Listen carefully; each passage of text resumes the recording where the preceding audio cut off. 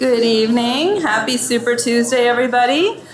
Delighted to see you all here this evening. My name is Laura Heisler, and I am Director of Programming for the Wisconsin Alumni Research Foundation, Director of Outreach for the Morgridge Institute for Research, and I also work closely with the Wisconsin Institute for Discovery. And those are the three organizations that are based here in this building and that collaborate to bring you this series. We call this series Crossroads of Ideas because the space that you're in, the town center, was designed to be a crossroads of ideas across the campus and between the campus and the community. And so this series is really a signature series of the building and our intention to foster dialogue around the intellectual life of the university and on issues that matter to the community. And so this series brings those issues to you. We typically hold one event on a Tuesday evening each month during the academic year, but as you can see, we have jam-packed the month of March this year because this March is special. It is the month before the 50th anniversary of Earth Day month, which will be in April. And of course, Earth Day has its roots right here on campus. And so we are delighted to be partnering with the Nelson Institute on this short little mini-series within a series in recognition of the 50th anniversary of Earth Day. And so in addition to today's event, we are happy to have one next week with author Grace Bulltail from the Nelson Institute. And then at the end of the month, we're partnering with UW Communications and their science writer in residence, who also is recognizing Earth Day and bringing Kendra Pierre-Louis for a week. And she'll be giving a talk in this series as well. So please do mark these dates down if you're interested. If you got an email from us about this evening, you'll get emails about these. If you didn't and you would like to, please just add your name and email to the sheet just outside the door out here. We do have some more events this spring as well. You might like to capture the dates: April 14th, April 28th, and May 12th. All of that information can be found on the discovery.wisc.edu website with the topics and the speakers, and we'll be emailing you about those as well if you are on our email list. Just a couple of housekeeping notes, and then I'm going to introduce this evening's speakers. If you've been here before, and how many of you have been to a Crossroads of Ideas before? Show of hands. Great, welcome back. Those that haven't been here before, I'm a stickler for running these things on time. I really want to make sure to respect your time. So we start at the stroke of 7. We will end at the stroke of 8. If you want to stick around and talk to the speakers, if you haven't had a chance to ask your question, they've graciously agreed to stick around for a few minutes as well. We hope to move to Q&A probably about 15 minutes or so before the hour. In recognition of some things that are on all of our minds, we've decided instead of passing the microphones to experiment tonight with microphone stands at either end of the space. And so when we get to the Q&A, just go ahead and stand up in line, and then the speakers will call on you alternating between sides of the room. And then when we run out of time, they'll stick around for a few more minutes as well. And it is important that we capture your question on microphone because we record all of these. You can find a repository of all the past lectures on the discovery.wisc.edu site. And so if we don't capture your question on the mic, then it doesn't make it onto the video. So please do go line up at the mics.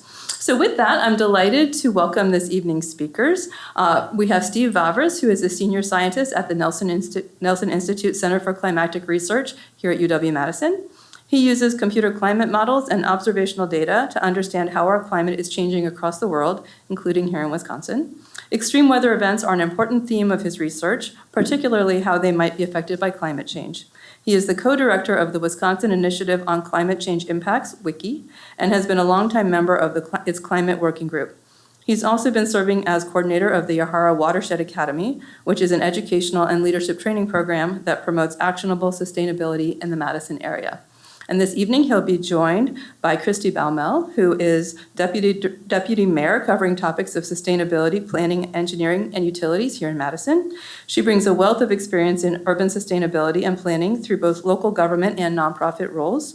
She has directed energy programs for a national nonprofit, the Urban Sustainability Directors Network, and she served as the climate and energy advisor for the city of Seattle.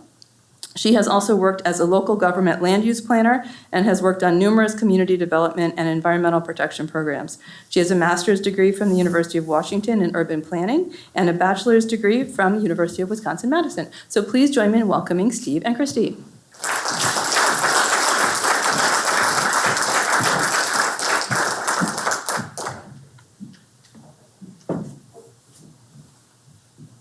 Well, thank you for that introduction, Laura, and thanks all of you for tearing yourselves away from election returns tonight to listen to something that's not election-oriented, but it's something very important. And Christie and I will be describing a project that is very much in the spirit of the Wisconsin idea. This is what we're calling climate-ready communities in Wisconsin, specifically this pilot project with the city of Madison. So as Laura mentioned, I'm the co-director of the Wisconsin Initiative on Climate Change Impacts, WICCI, which you may or may not have heard of, but I'll be describing it. And I think some of you have heard of the city of Madison, so we'll go into that one. So we're going to structure this talk into three parts. The first is the need. Why are we here? Why does this matter? Most of that's going to be about recent and future climate changes in Wisconsin and elsewhere. And then the response, specifically this partnership that we've developed between WICCI and the city. And then finally, future plans. How do we build from this pilot project to something bigger? So I don't want to lose sight of the fact that even though much of this talk will be about Madison specifically, the whole idea about this is to upscale this potentially to the whole state, because every community in Wisconsin and beyond really should be doing something to prepare for climate change. And so I'm making that point at the beginning here, and also beyond. There was a story in the Washington Post last week about how the city of Boston is preparing to spend tens of millions of dollars in the next few years to try to keep the seawater out of Boston Harbor. And this is just the beginning all along the coast. So we're not alone. At least we don't have sea level rise to contend with, but we do have other issues, as I'll be describing. So I'm going to show this video because this is an animation of temperature changes going back to the late 1800s to the present. And one of the points of showing this is a nice visual to show how much warming has happened and where it's been happening, but also because climate change, even though we talk about it being pretty rapid, it still isn't something that you feel one day to the next. It's something that accumulates over time, and it's easy to lose sight of just how much things have changed without looking at an image like this. So I'm going to hopefully get this video going. So this is temperature anomalies in blue for colder than normal from 1880 to 2018, and I'm going to repeat this just for effect. The orange and red colors are warmer than the long-term average, and blue is colder, and it's in 5-year increments. And so as we march forth in time, you can start to see more yellow developing and then red, and then by the time we get to the end, it is really, really getting red. So let me just play that one again. And so these are in 5-year averages because we get a lot of year-to-year variability, but yeah.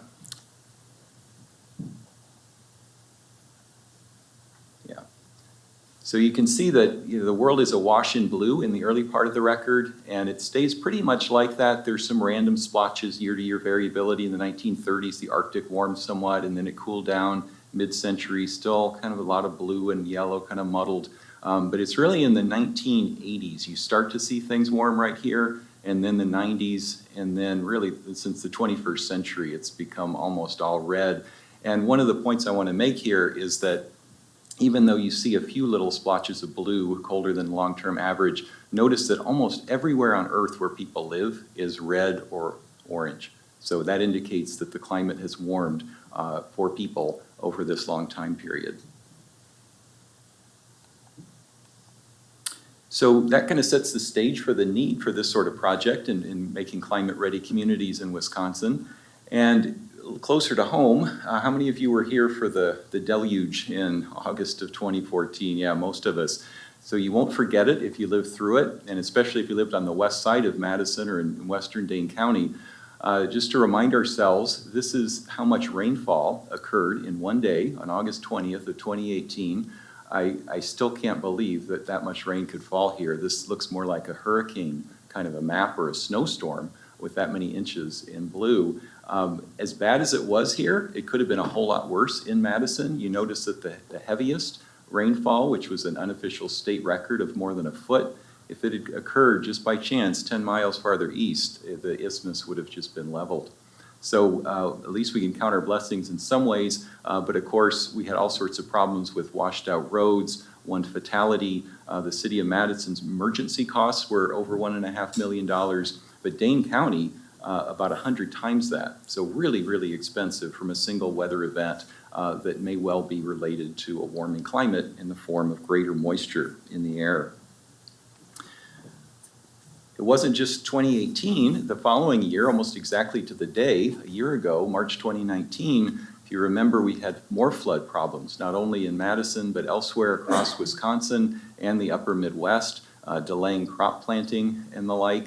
This image is from Darlington, which I'll talk about more later. It's a place that's very subject to flooding. The Pecatonica River overflows fairly often, but this is a success story, because I'll be describing how Darlington has taken the bull by the horns and really done something in preparing for how to deal with these sorts of extreme events in a changing climate.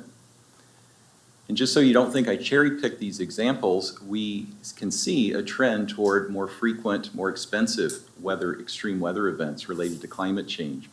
This is a figure that goes back to 1980, and it shows the number of billion-dollar weather disasters in the United States.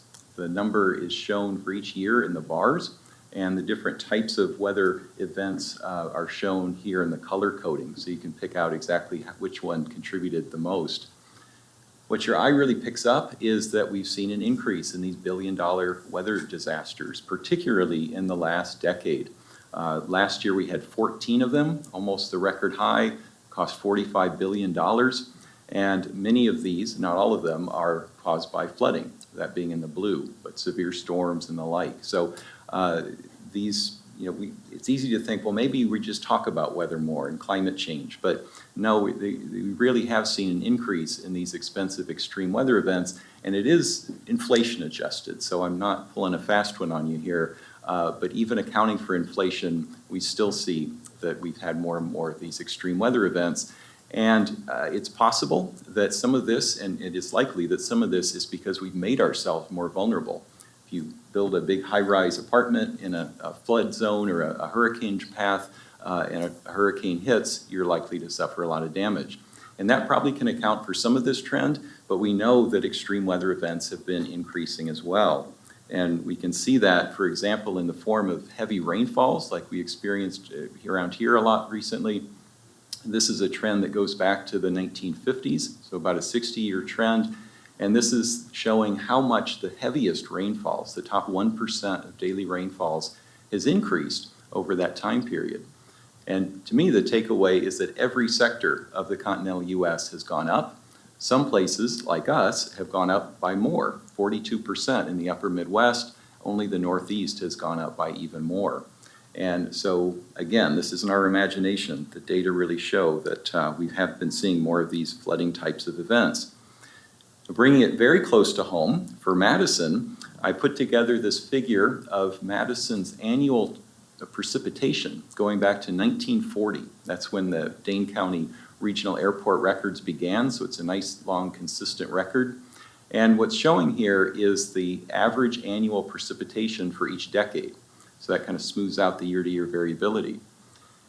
And I still can't get over what a change there's been. So the last decade was by far the wettest, nearly 40 inches per year during the 20-teens. And you compare that to where we were in the 1940s, only 28 inches. So almost a foot per year wetter in the last 10 years than in the 1940s, 40% increase. And it's also almost a step-by-step increase. Except for the 1950s, every decade has been wetter than the one before. And I hope that trend doesn't continue, or we're going to look like Louisiana, but that's where we've been going. And I finished the analysis and found that the biggest contribution from this increase is not actually from the really, really heavy events like we saw in August of 2018, but the more moderate extremes, say the 1 to 2 or 3 inch daily events. It's not only been the wettest decade since the records began in 1940, but it's also been the warmest. So this is the same figure, but showing Madison's temperature by decade. And you see that we've not only been the wettest decade, also by far the warmest. And there's been a consistent warming trend since the 1960s, although it's interesting to note that the 1940s and the 1950s were actually somewhat warmer than mid-20th century.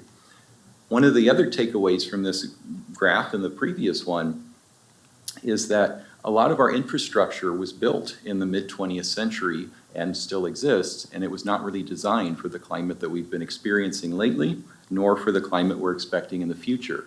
And so that's one of the reasons we're embarking on this project with the City of Madison.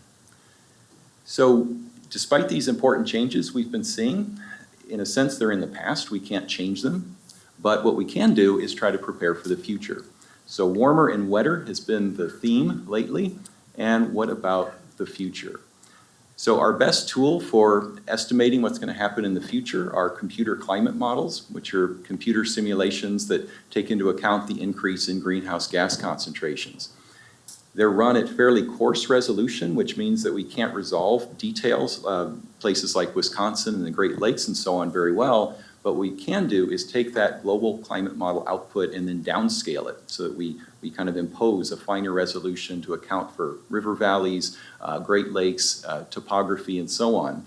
And so what I'm showing you here are these statistically downscaled climate model simulations for seasonal precipitation across the state for the middle part of this century. So this is the average of 20 years between 2040 and 2060, so about 30 years from now, compared to the reference climate of the late 20th and early 21st century. So we've got winter, spring, summer, and autumn.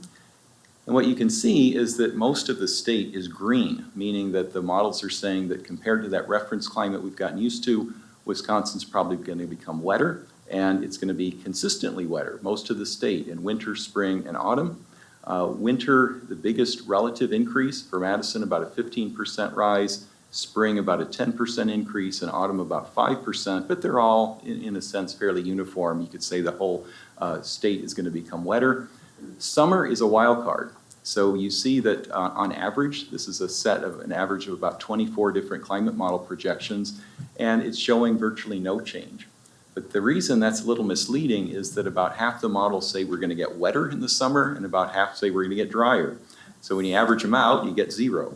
That is a problem, and that's what people like me need to figure out, which models can we trust, because summer is our wettest season. So if we don't have a good sense of how summer precipitation is going to change, we're really missing a big part of the picture.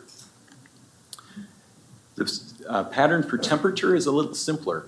There's not as much seasonal variation. All of the state is expected to become warmer. About 5 to 6 degrees warmer in every season in Madison, so there's not a whole lot of seasonal variation, not a whole lot of geographic variation either, except the Northwest in winter is slightly projected to be a slightly bigger warming as we lose some of the snowpack. But to give you a sense of what this means for the winter that's just ended, meteorological winter, December, January, February, this year was 5 degrees warmer than normal. And so this is saying that the models are saying that in 30 years, this will be a typical winter. It won't feel like a mild winter anymore. This will be closer to the norm. So that gives us a sense of what 6-degree warming feels like. But in any event, this is warmer and wetter for the future. And importantly, these are averages. The effects of climate change are probably going to be felt most with the extremes. And here's what the climate models are saying for extremes, such as extreme rainfall. So what's shown here is the distribution of precipitation days of at least 2 inches of liquid water or snowfall equivalent. And in the past, the western and southern parts of the state received the most. And in the future, that pattern is supposed to continue, but the whole state is expected to see more extreme precipitation. And for reference, Madison averages about 12 of these events per decade, or about 1 per year, and that's supposed to increase by about a third. If we look at temperature, look at extremes of temperature, everybody cares how hot it's going to be in the summer. And if we look at very hot days, like 100 degrees or higher, mercifully, we hardly ever get that warm. In the future, by mid-century, a handful of days, typically in the summer, we should expect to break 100 degrees. Maybe more importantly, because of their higher frequency, is extremely muggy nights. So we've definitely seen a trend toward more muggy nights when the temperature doesn't drop below 70 degrees. We average about 5 of those per year in Madison, and by mid-century we're expecting to get to 25, so nearly a month's worth of these really unpleasant, muggy nights in southern Wisconsin. So I think that has potential to have big health impacts if you don't have air conditioning. So warmer and wetter in the past, warmer and even warmer and wetter in the future, that's the need, and this is one of the responses. So the Wisconsin Initiative on Climate Change Impacts was formed in 2007 to try to meet this need. It's been a partnership between the Wisconsin DNR and the UW-Madison Institute for Environmental Studies.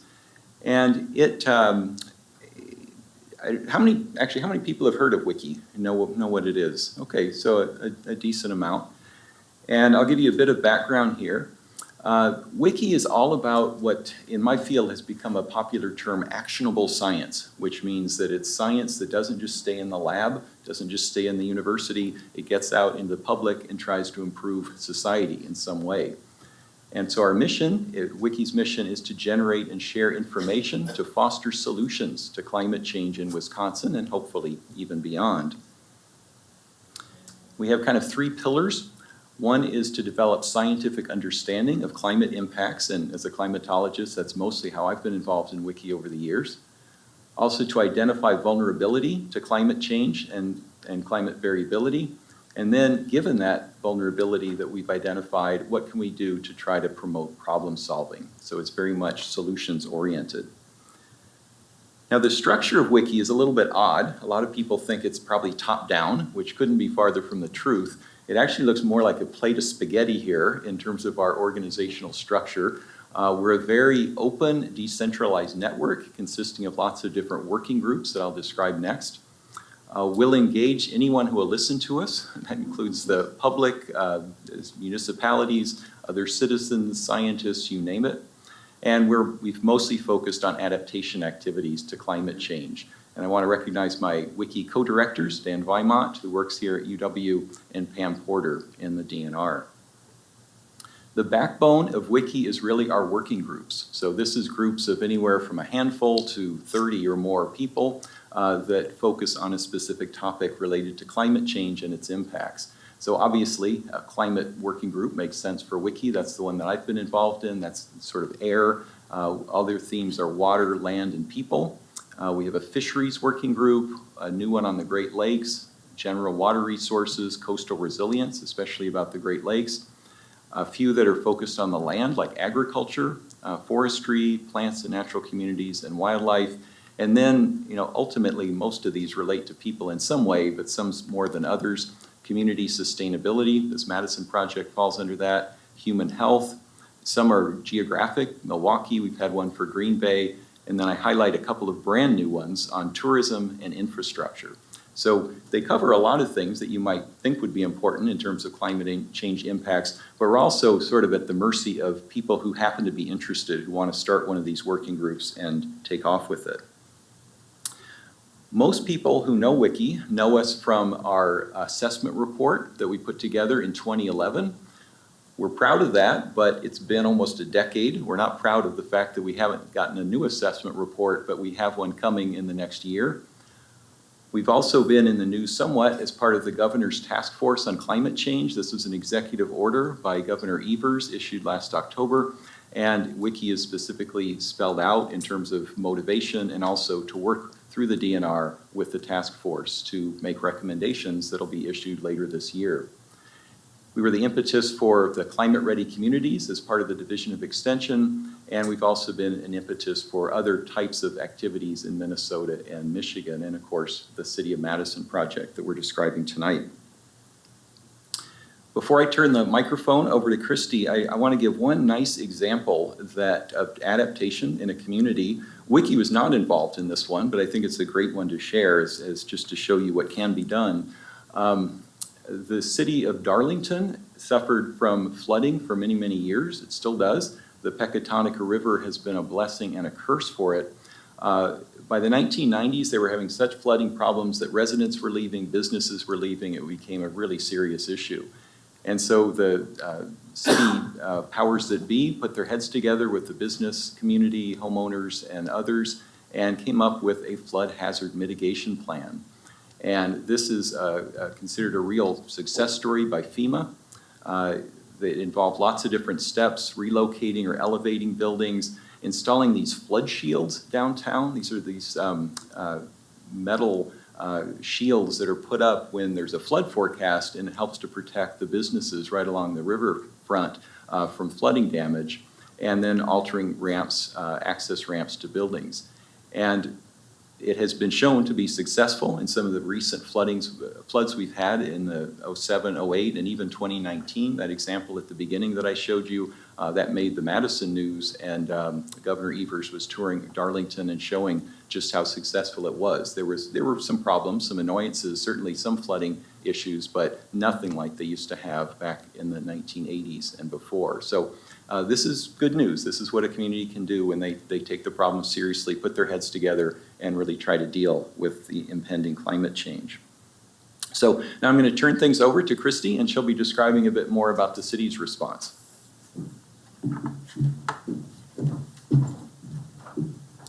Thank you, Steve, and hello, everybody. It's nice to be here. So I'm going to talk about a couple of things in our response in a couple of ways.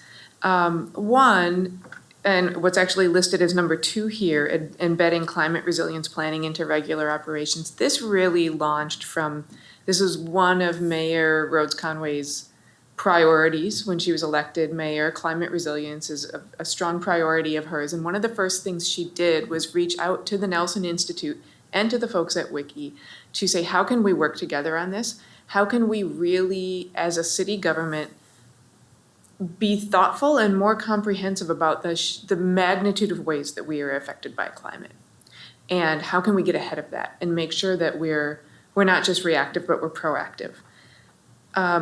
So I'll talk a little bit about that. That's a project in progress. We don't have big results to reveal today, but we'll tell you a little bit about how we're going about it and what we're learning. But in advance of that, we were already working on the flood issues.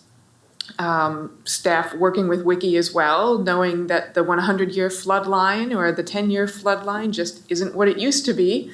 And we have those as benchmarks for a number of development regulations. So thinking about what needed to change there, and then thinking about how to respond to the very real flooding impacts we've already been seeing was something that the city's already been working on. So I'll touch a little bit on that too, because it's just on its own schedule. It's a little bit ahead of the rest of the work, but we could truly, not me, I know enough to be dangerous, but others in the city could spend this whole hour talking about that as well. So there's quite a lot to dig into there. So on the flood mitigation work, the city's really, vulnerable to flash flooding and flooding from high lake levels. So this is a map from the flood damage of the August 2018 flood. And as Steve already mentioned, we know that's a flood that mostly, the storm event mostly affected the west side of town. So you see that area in the orange really affected by just the sheer amount of stormwater coming down, sheer amount of rain. That's of course exasperated when you have a lot of impervious surface, because all of that rain, rather than infiltrating in sight, rushes into storm drains that are then completely overwhelmed. So you get this flash flooding while it takes a while for that water to drain away. The other is high lake levels, and this is a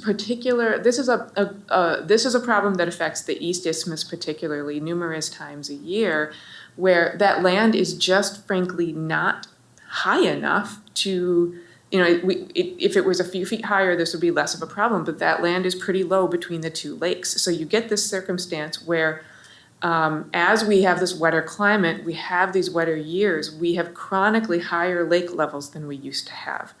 And at certain times of year, that really peaks and becomes a major problem, but they're always higher than they used to be these days. That means that those storms, so you have your land, you have your lake, and then underneath that land you have your stormwater pipes that are supposed to be draining into the lake. We often find ourselves in a situation where the lake levels are so high that the stormwater drains are filled with lake water now. That's not how it was when we built this infrastructure, right? But that's what it is now. And that's a problem that's not a small problem to fix, but it's an important one to fix. And I'll talk a little bit more about the number of things we're doing to fix that, related to how we manage our lake levels, how quickly our lakes can drain into the chain of lakes downstream, how we can make sure we're reducing that impervious surface and infiltrating more on site or retaining more water on site to slow down how quickly it's heading towards storm drains or how much is heading towards storm drains.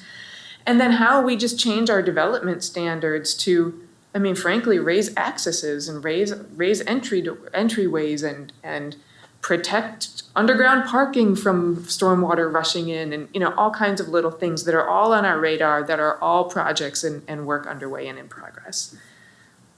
And I'll talk a little bit more about that later. And then there's this project that we're in the middle of to say, okay, so stormwater is a big impact, and we have these acute events that and some pretty intense events that we need to be able to respond to, and that's a big deal, and we're working on it now. We're going to be working on it for years. But what else? You know, not everything's a big emergency condition, and it doesn't mean it doesn't, you know, still impact you and still affect you. I mean, the sheer number of different operations that the city is responsible for mean that we have impacts that can hit us in so many different ways, and they can all compound upon each other. So some of these could be small, like staff stresses, right? Or, I mean, how are our street workers working through heat waves, and how often does that, will that happen more? And do we have HR policies that cover that? Do we have, you know, is that going to impact our workforce in ways that we're not anticipating?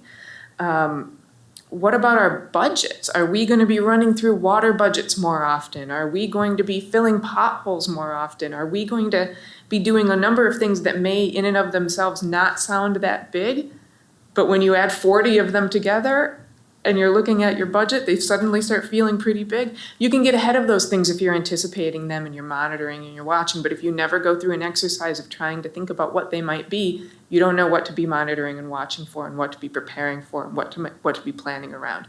So this is not the exciting, sexy stuff. I'm talking about potholes, right? But these things are really important, and when we try to think about how we are effectively and efficiently delivering services, it's just good government to think about this. This is our jobs, right? It's our job to be, you know, using tax dollars wisely, planning efficiently and effectively. So we're trying to take this climate resilience lens and apply it to just how we do business, how we think about our work, and go from there. So this is kind of our initial step of thinking about this in terms of our own city operations, but it's really, the intent is not to come up with a big, giant 20-year action plan. The intent at this point is to get all of our staff working the muscle of thinking about this, thinking it through and embedding it into the way they plan.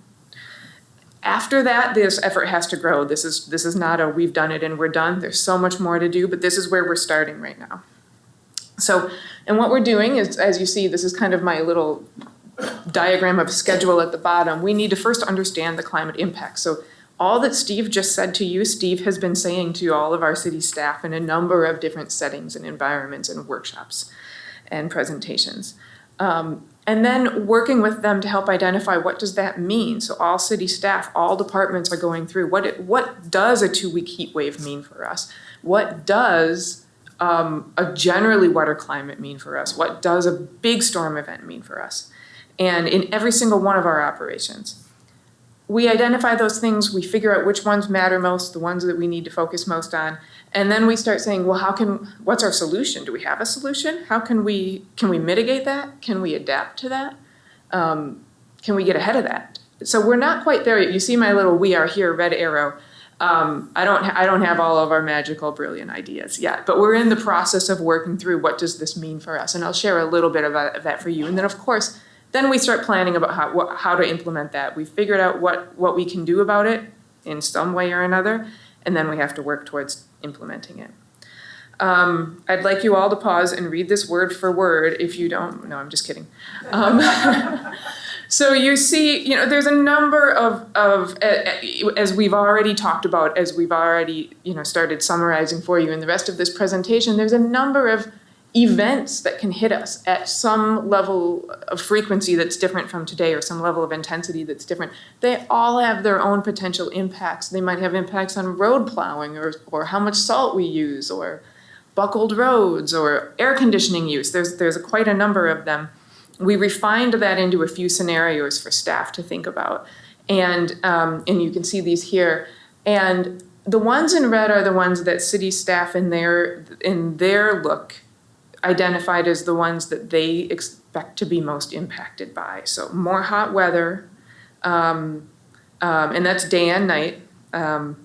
When you talk about people who paint crosswalks, they'll say, well, we do that at night and it'll be dry by morning, but not if it's hot and muggy. I guess we'll have to stop operations a month earlier. You know, these things, like I said, they add up.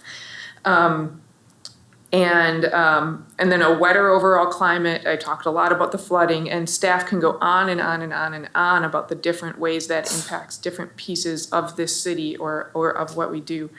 And then the more intense and frequent heavy rainfalls. So what we asked our staff was, you know, what is, for each climate change that we expect, what do you anticipate the impact being? What's the scope of that? What's the time frame? Is that something that you expect to hit now or eventually or occasionally or every day? What kind of a vulnerability is this? Is this a staff impact? Is this a budget impact? You know, is this something else? Is this a health risk? And then is this a high, medium, or low? And do we see any disproportionate impacts? Is there an equity component to this? I said it before, but just to be clear, we tried to focus on our city operations because, like I said, this is step one of working that muscle. It's hard. There are very gray lines between what is city operations and what is community-wide impact. But I want to be clear. So it kind of one bleeds into the other in some places. But I want to be clear, this is not a comprehensive assessment of community-wide impacts. They would go far beyond what we're doing right here. That is an important step. It's a step we need to take. It's one we want to take. It's not what we've done so far. So here's just kind of a set of examples of the types of things we started hearing from folks. Straining the cooling system in some of our community development authority housing. So they don't have air conditioning in these apartments. Not only that, the electrical panels don't, like the buildings can't take a whole bunch of window air conditioners being added to the apartments. So we would really have to look at some retrofits of those buildings in order to give people the cooling that they really truly may need on these hot, muggy nights. Which can accumulate, you know, that's when people have a chance to cool down so that they can take the heat the next day better. And if nobody can cool down, this is really where you start seeing those major health impacts. So it's important to consider, and it's something that we would definitely have to do some planning around. Let's see, what are the other ones I wanted to just highlight here? Definitely, you know, we could see more road damage. We mentioned, you know, high heat here, but also the freeze-thaw cycles and what that can do to potholes. One that I forgot to list here was just like a parks equipment. Those freeze-thaw cycles hit all of the footings in every playground, in every basketball hoop, in everything around the city. And they say, well, I can't remember off the top of my head in how many years they tend to replace different types of equipment. But they said you could literally cut that replacement time in half. It could literally double the budget need for replacing our equipment. So these are the types of things that we need to account for. Is that real? Is that a small risk? We have more work to do, but these are the types of things that people start thinking about. So you see some of them here, degraded water quality from the run. So warmer days, more rain rushing our pollutants into our lakes, added to the heat, has all kinds of effects on those lakes in terms of the water quality, algae blooms, things like that. It can lead to beach closures, health impacts, can lead to tourism impacts, can lead to property value impacts, which lead to tax impacts. I mean, there's a number of ways that matters. And not to mention ecological. Did I say ecological? Minor detail. Then there's a bunch, we listed in blue, not everything is bad. Actually, that's not what blue is. Blue is the questions. So there's some places where we wonder, in some ways we think, you know, how, like more salt on the streets, for example, is a question mark. We will have less snow, but we might have more freezing rain. So will we have more salt use or less? We're not really sure. We'll have less snow cover, which means that's not an insulator in the ground But we'll have warmer winters. So will we have more freezing pipes and water main breaks to fix, or fewer? Like there's some question marks out there. And then not everything's bad. So in the green, you see, well, we might have lower maintenance costs for equipment. We might have a longer season in which to get things done if it's warmer in the spring or fall. So we have lower heating bills, but higher cooling bills. Maybe fewer public warming centers, but maybe a need for more cooling centers. So there's a lot of things we still have to grapple with and learn. So that's where we've gotten so far. What are the things we might be hit with? What might the impacts be? Which ones matter most? And then we can talk about what can we do about them. So that's kind of where we're at right now, is departments are in the process of teasing out and brainstorming around these questions of how can we address this, and what does it take, and how to prioritize that. So that is definitely something to stay tuned on. And we'll just, to move into part 3 of this, of future plans, we will continue working on that. We hope to have something to report out in April. We want to continue taking this out of our own operations into a community-wide lens, and we want to keep working on that flood work. Right now, we are doing, the county actually is leading an effort to do a lot to work on those lake levels, see if there's ways we can improve or kind of, mitigate that a little bit. Give us kind of, dredging downstream so water can leave these lakes quicker, for example. We're updating our stormwater code requirements to do a couple of things I mentioned earlier. Recognize those 100-year flood lines might be closer to 200, what we used to map as 200-year flood lines, and do some updated planning around those things. Require new development to manage more of their stormwater on site. This might lead to more green roofs, more rain gardens, more bioswales, things like that. And in addition to these blanket things that we're doing everywhere, we're also doing a lot of really detailed studies. I think 26 watershed studies across the city, because every place is different. And so there's different micro solutions that we will need to apply and layer on top of those. This link at the bottom, cityofmadison.com/flooding/city-initiatives. If you're interested, there's a lot more information there. And so I want to hand it back to Steve, because it's not just the city that has future plans, WICCI has them as well.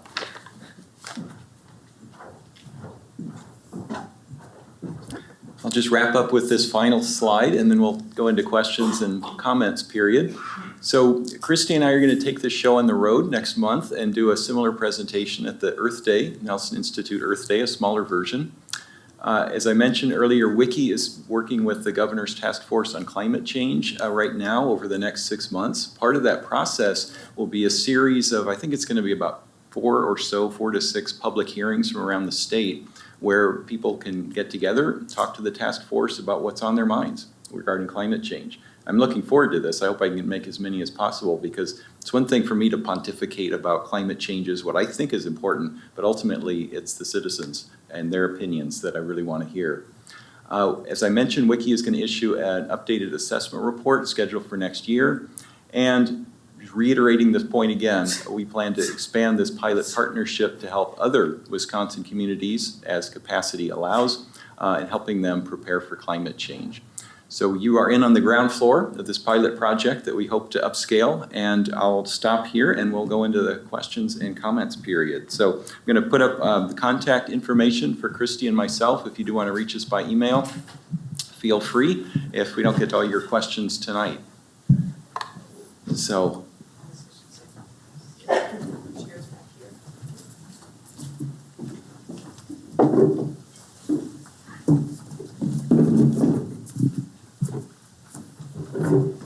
Bear with us because we're under a spotlight here, so if we have trouble seeing you, please be patient. Is it on? Is mine on? Okay, good. Okay, start up, Steve. Thanks. Several years ago, Bill McKibben came here with his 350.org presentation and talked a lot about CO2 in the atmosphere, parts per million. And it was really a scientific-based presentation. it looks like in the realm of communicating climate change, tonight your presentation was more about arithmetic, simply making measurements and adding stuff up. Do you find with this I don't know, to me it's a more direct way of communicating what's going on that doesn't take people accepting or believing in science, forbid. But I do find people are accepting that approach more. Has that been a successful way of communicating the urgent need to be taking action now?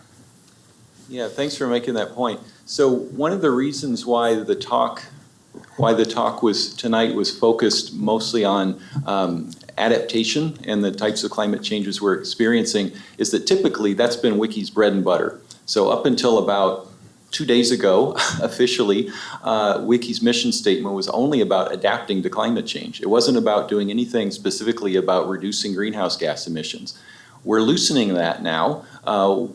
Adaptation will always be our bread and butter, but we're also now open to working with efforts to reduce CO2, either reducing emissions or actually try to have drawdown, land use management or the like.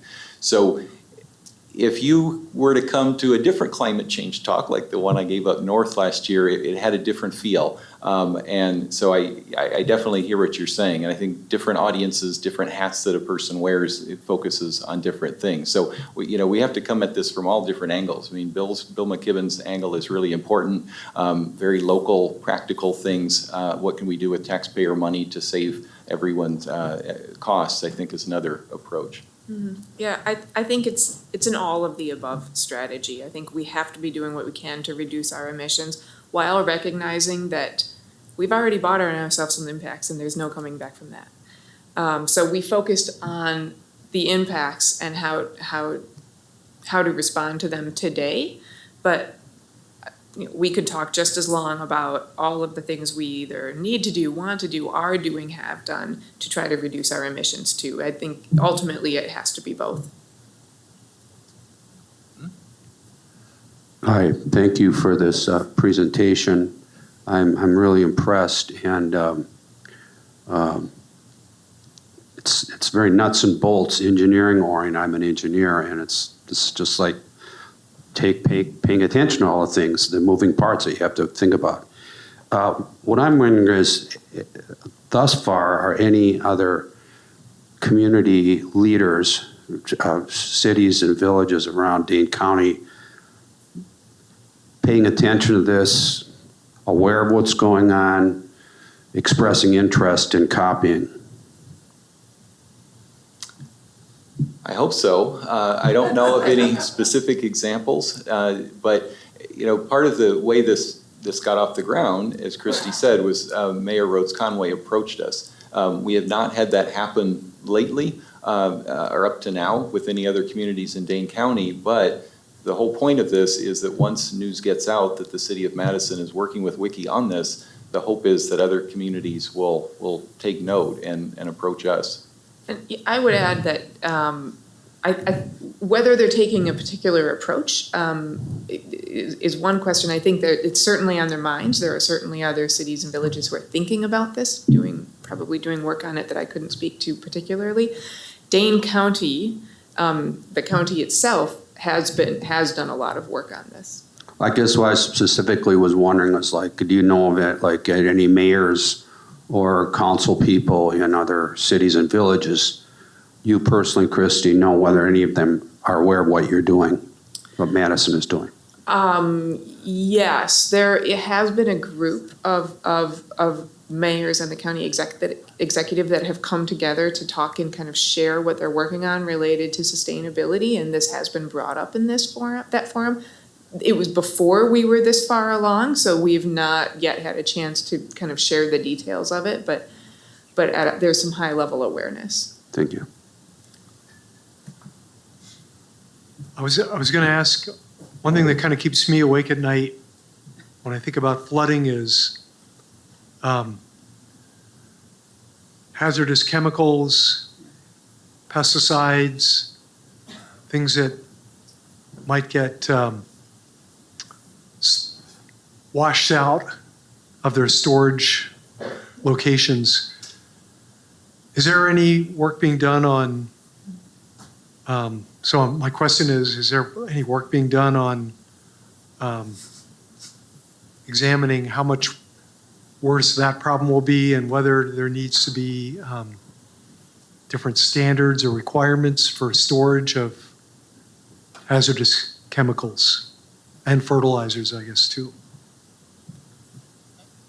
That's a really good question. I don't think I'm very prepared to answer it. Steve, do you know? I don't know, but that's exactly the sort of identify vulnerability, which is one of the key points of WICCI. And also the project with Madison is to identify those sorts of things that you might not think of and things that might not be a disaster yet, but they will be. And so are there vulnerable sites that we should be aware of? Even where to store election equipment. Is that in a place that might flood? Or books? It was recognized that here on campus, UW libraries used to store some of their most expensive volumes in the basement in the library, and that's prone to flooding. So I think it's a great point, and there have been examples that I can't think of in terms of specifically chemicals, but a wastewater treatment plant, I think around Baraboo during the 2008 floods was inaccessible because of that. So after the fact, you can identify problems, but certainly, as you're saying, we need to recognize it's not too difficult if it's in a vulnerable spot and there's a threat. We should be aware of that. Hi. About the flooding, there was recently reported that there's a dam that's going to be taken out in Stoughton. Is that going to help with the downstream movement of water? And secondly, I don't understand why it has taken so long for the county to reduce the lake level of Lake Mendota. I understand it had to do with some sort of regulations that they had to go through with the state, but it seems sort of crazy to leave the lake level of Lake Mendota at the same level as it was before the flooding in 2019. So I'm wondering about that as well. I can't speak to the dam issue. This is where you really wish you had the stormwater engineer here instead of the deputy mayor, who knows always enough to be dangerous. But so my understanding, and Steve, chime in, because I know you've been following this, or do you? Well, just a little bit. I don't know about the dam either, but I do know that one of the strategies after the big flood was to try to reduce some of the vegetation that was in the lake to make the through flow right. So the idea is that you can attack the problem from the upstream or the downstream, and the downstream approach is quieter, but it might be more effective if we get a heavy rain. If you can just flush it out more quickly, it gets through less of a threat to the city. Yeah, and then to add on that, I know we have, there's the locks controlling Lake Mendota, and how much water flows from Lake Mendota and is led into Lake Monona is based in part on, one of the problems is Lake Monona drains very slowly, right? So That's why it's important to have Lake Mendota not so high.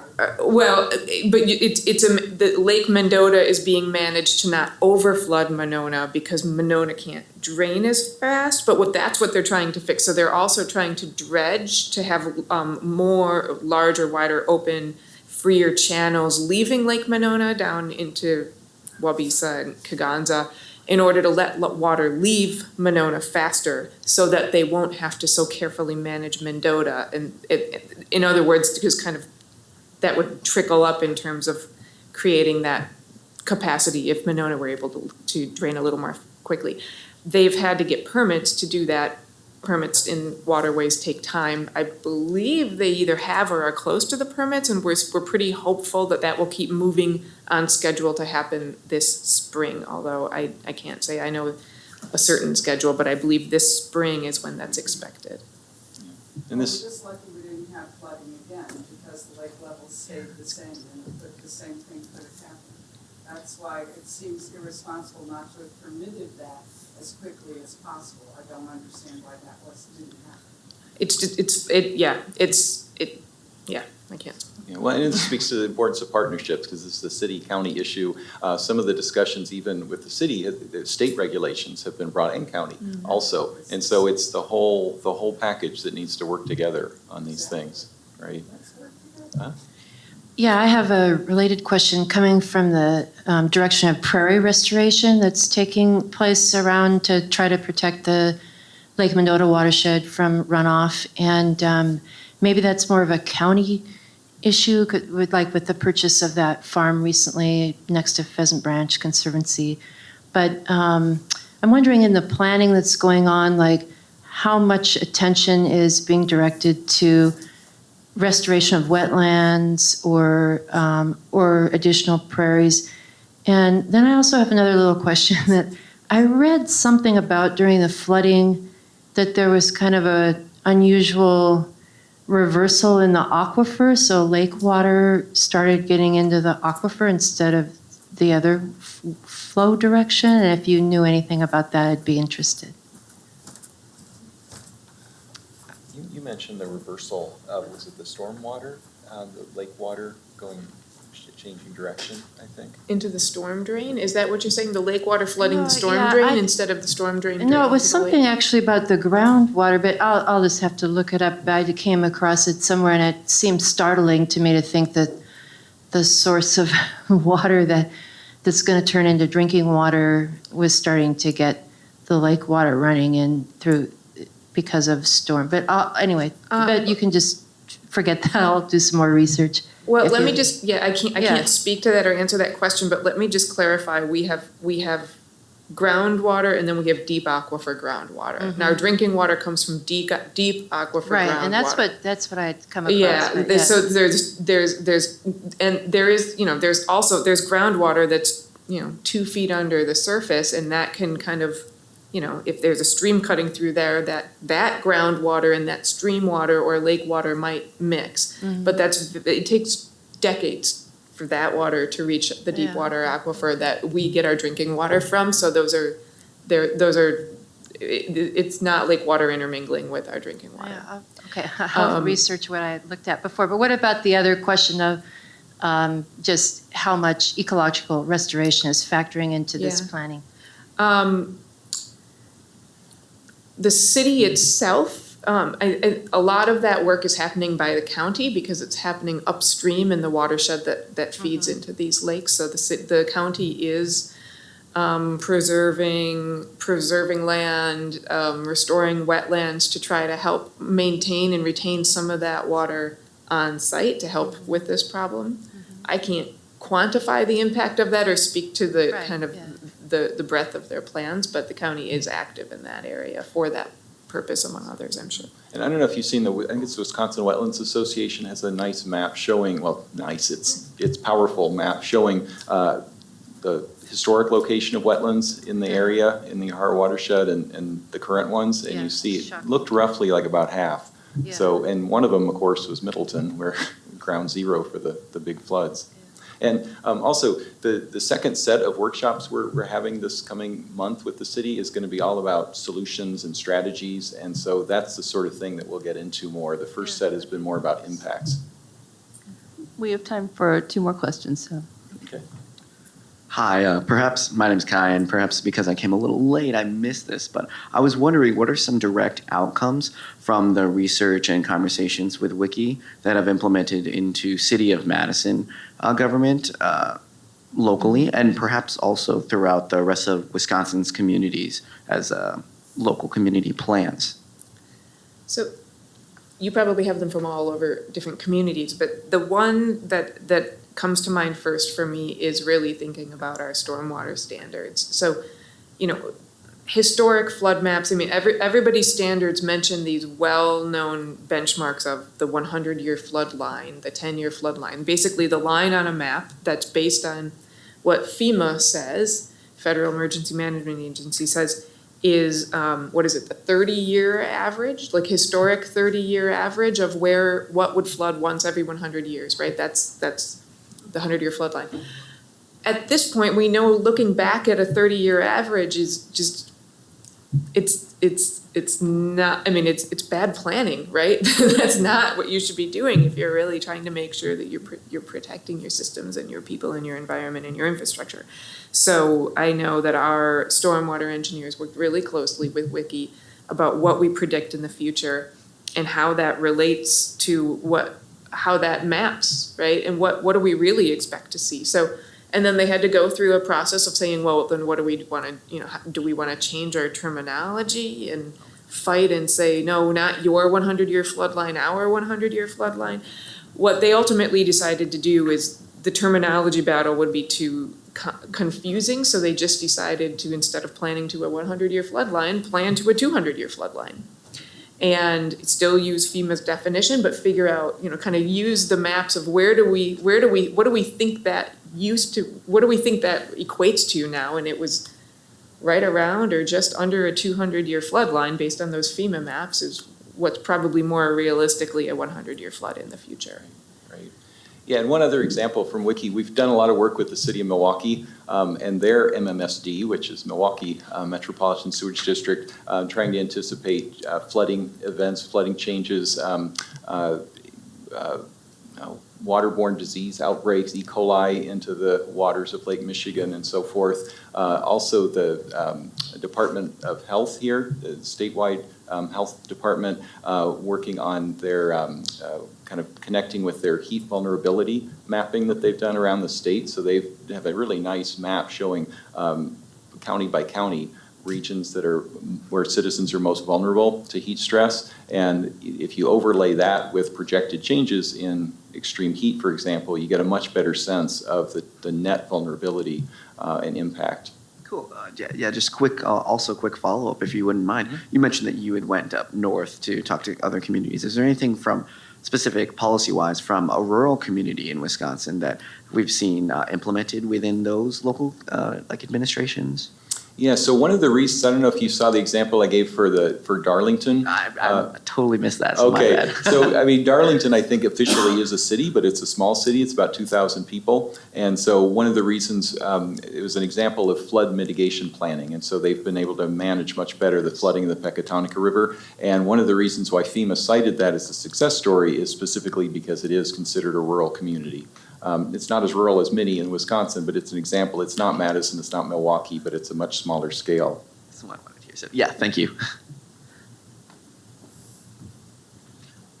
My question also is more of a smaller scale.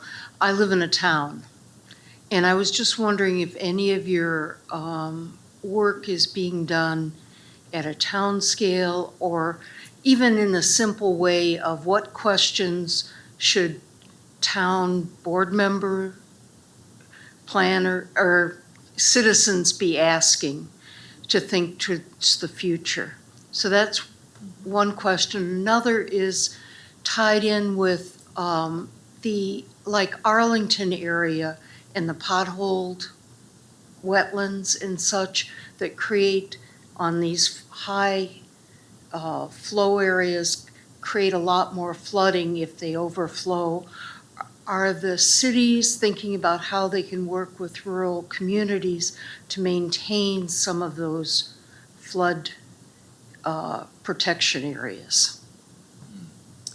Cities working with counties, you're on rural communities? Well, I mean, I can speaking for Madison, I will say that we are. I mentioned earlier to a different question that there's a sustainability leaders group, and that was really kicked off with the intention of just sharing information and examples. We would just in completely different topics, we would have our facilities maintenance folks started a little, group where they would talk to each other and just kind of learn, what are you doing? What are you doing? Oh, did you try this? And the learning between them was so useful. We thought that's a model we should just be replicating and using elsewhere. So we did that with the city of Madison, the county, and all of the cities and villages in Dane County. And I think that's the type of thing we'd be thrilled to share to wherever anybody thinks is useful. And so I think there are things like that are working, and I think there are statewide models of that too, like the Green Communities program, where a lot of this information is being shared between communities. Am I getting at your question? Yeah, I really shouldn't have asked two at the same time. I apologize for that. We're going to have to leave. We're going to have to My leave it first there. one is really a township. I can see two sheets of paper, one sheet of paper, two sides, questions that a citizen like myself might want to ask, or a town might ask. And I was wondering, has that been put together? Yeah, well, we want to hear from towns. We want to hear from rural communities. One of the goals of this Governor's Task Force on Climate Change is to hear in these public hearings, hear from citizens from towns and rural communities and bigger cities and the like, because the issues that towns deal with can be different than those of adjacent cities. And one of the benefits, I think, of WICCI is that we have an agriculture working group, and there are so many obvious ways that climate change and weather events affect agriculture. And so I think there's a pressing need to try to make better connections with those communities. And I hope that we'll have a receptive audience, because certainly, regardless of climate change, weather fluctuations have a huge impact on agriculture and ultimately on the state too. And whether you argue it's from a cultural standpoint or pure economics or anything else, that's really critical for the well-being of our state. And that seems Thanks. like a great place to bring this to a close. I think we could go on all night. We're all thinking about these issues. Please join me in thanking our presenters for this evening. And we hope to see you back here next week and at the end of the month. And I think they have agreed to stick around for a few more minutes if you didn't get a chance to follow up on your question. Thanks so much. Thank you.